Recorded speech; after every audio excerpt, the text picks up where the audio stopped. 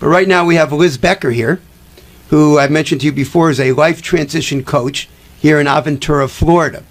So Liz, tell us exactly what a life transition coach is. Basically what I use, I'm an NLP practitioner, which is neuro-linguistic programming. Okay. And it's pretty much it's like the cross between psychology and engineering. It's a cognitive behavioral science that really teaches you the framework of the thought process. To be able to get hold of that little gap between thinking and doing, and being able to have more control of your emotional states, being able to express yourself clearer. Mm-hmm. And usually that's what's needed in times of transition, those skills to be able to follow through and not be stuck in a situation where you're not benefit to yourself, nor your children, nor your work, nor anybody around you. So that's the basis of my coaching. And but are you you're coaching? Are you coaching, like in a divorce case, you're coaching the mother and the father, the husband and the wife, or just one? Sometimes it's just one. I have helped couples prepare for mediation in many cases where I'm dealing with both couples so that they can each, on their own, first I deal with them separately. So they each learn proper communication skills, which is really imperative when you're going into the mediation process. By having that ability prior to entering it, it's a whole different world of negotiations. And having those skills, so then once we work together separately, then I'm able to work with them together, and then they go into mediation. Do you go with them to the mediation? Are you there in the mediation room? No? No, I'm not part of that process. That's up to the mediator to be able to take at that point. But from my track record, in many instances, it has been a much quicker process. Which is, I know you don't like probably to hear it, but it saves a lot of money. And it's fine, because I always tell my clients, I want to do a good job for you. I want to do it as inexpensive as possible. That way you get through this and you feel good about it. And also when I get done with that case quicker, I can handle other cases. Exactly. So money-wise, it doesn't really make a difference. Yeah. So my feeling is for people to spend as little as possible money-wise, get through the process, be satisfied and be able to live with the result, and so they can move on with their life as quick as possible. Absolutely. I always tell my clients, and I tell this to lawyers that I work with too. Mm-hmm. And I work with all different kinds, from mediators to collaborative attorneys to regular attorneys. I mean, all different areas. And ultimately, when someone goes into divorce and you have children, whatever money you are spending for the divorce, you are spending your children's money. It's not your money to spend. You are spending your children's money. Exactly. And it's a matter of setting your pride aside. And I did a whole seminar and lecture at the Divorce Expo about this, and separating pride from the process.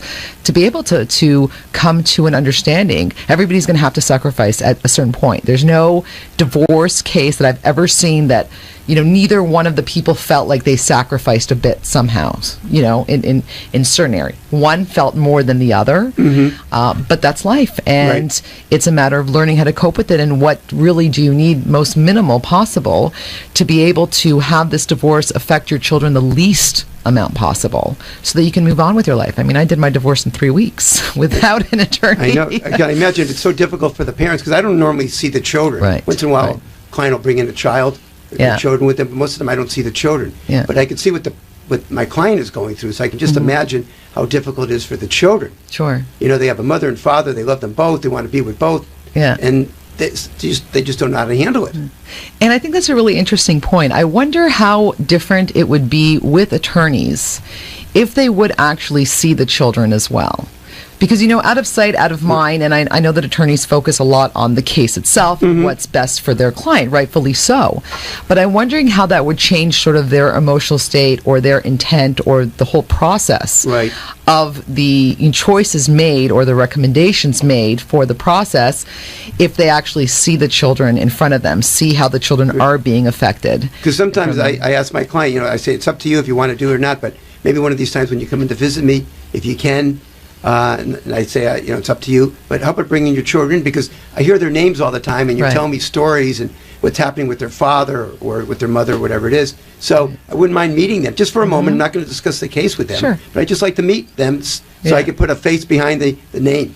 Yeah, and I think that's important. I think that's really great. Because I'm sure you as a professional, if you see the process going somewhere and you see the children in front of you suffering, or you see that, maybe that would change your recommendation or change something about your response or reaction to it. And sometimes what I'll say to them, if you can't bring your child in because, it's just not convenient, or, there's time problems, I said, how about showing me a picture? So they'll take out their wallet and they'll show me, here's my 2 daughters, or here's my son. And so now, I could see a little bit what they're like. Of course. So that makes a big difference. Sometimes what I'll do when I go to court, I'll actually ask the client to bring me a photograph, maybe about 8 by 12 or whatever, 5 by 7, some type of picture of their children, so I can actually show it to the judge. Sure.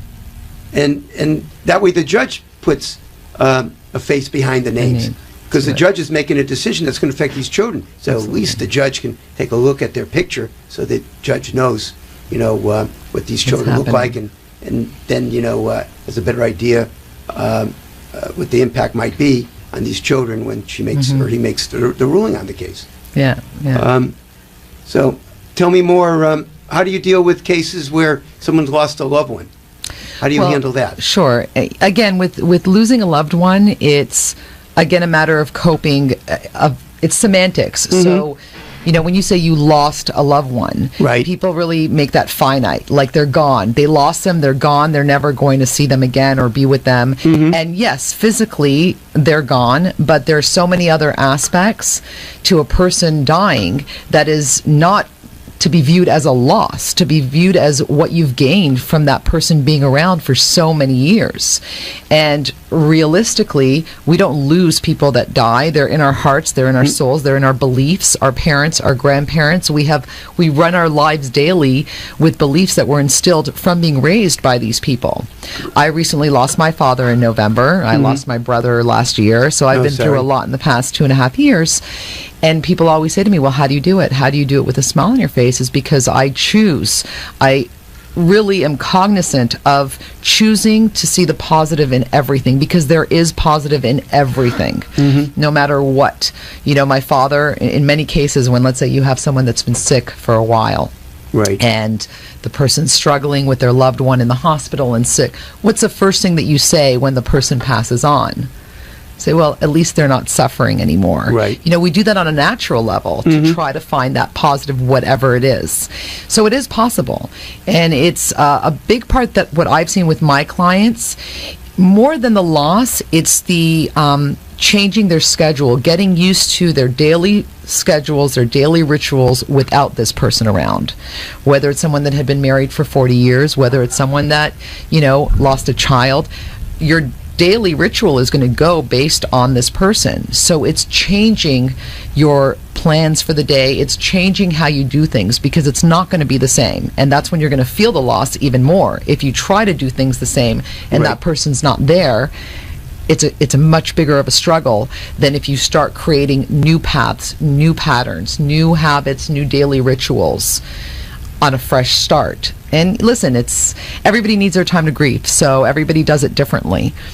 But if you want to, if you are cognizant of living a happy life and not wanting to be miserable, because some people actually feel comfortable in the misery and they want to feel depressed and they want to stay in that zone, and that's okay too. It's based on what you want. And then it's based on how your behavior is affecting everybody else around you, because it's about both things. It's not just about ourselves sometimes.